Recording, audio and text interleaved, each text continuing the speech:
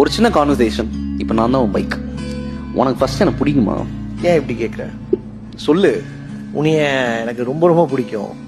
உன்னை first meet பண்ண அந்த நாள் என்னால் மறக்கவே முடியாது. அப்பத்துலேருந்து இப்போ வரைக்கும் என்னுடைய சந்தோஷத்தில், துக்கத்தில், தனிமையில், ஃப்ரெண்ட்ஸோட எப்பயுமே நீ ஒரு பெரிய பெரிய பார்ட்டாக இருந்திருக்க. I still remember. நீ அந்த டிவியில் அட்வர்டைஸ்மெண்ட்ல என்னை பார்த்து ரோட்டில் காசே இல்லாமல் அந்த போஸ்டர் ஆன் வாயை போலந்து பார்த்து அதுக்கப்புறமா கொஞ்சம் கொஞ்சமாக குருவி சேர்க்குற மாதிரி காசு சேர்த்து இஎம்ஐயில் என்னை நீ எடுக்கும்போது எனக்கு அவ்வளோ சந்தோஷமாக இருந்துச்சு.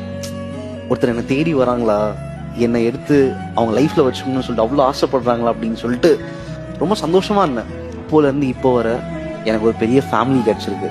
நீ என் லைஃப்பில் வந்துட்டதுக்கப்புறம் இதுக்கு மேலே எல்லாமே சூப்பராக நடக்க போகுதுன்ற ஒரு நம்பிக்கை வந்துச்சு. ஸோ நீ இல்லைன்னா என் வாழ்க்கையில் நிறைய விஷயங்கள் மிஸ் ஆகிருக்குன்ற மாதிரி தோணுது. ஸோ அதனால் அதுக்கு ரொம்ப பெரிய பெரிய தேங்க்ஸ் சொல்லிக்கிறேன். And at the same time நான் உங்ககிட்ட சாரியும் சொல்லணும்னு ஆசைப்படுறேன். ஏன் நிறைய நேரங்களில் உனக்கு பெட்ரோல் ஊற்றாம, உன்னை பஞ்சர் ஆக்கி, நிறைய இடங்களில் தள்ள விட்டு, அண்ட் இதெல்லாம் தாண்டி நிறைய நேரங்களில் உன்னை விட்டுறலாம், மேபி கார் வாங்கிடலாமோ அப்படிலாம் தோணிருக்கு. அதுக்காக சாரி சொல்லணும்னு தோணுது. ஆனால் எனக்கு உன் மேலே கோவமே இல்லை. சரி, எனக்கு சாரி கேட்குதால அன்னைக்கு கொண்டு போயிட்டு என்ன நீ வித்துடலாம் அப்படின்னு போகும்போது அப்போ ஏதோ ஒரு தயக்கம் உனக்குள்ள. நீ அழுதுட்ட. நீ திருப்பி என்கிட்ட ஓடி வந்தப்போ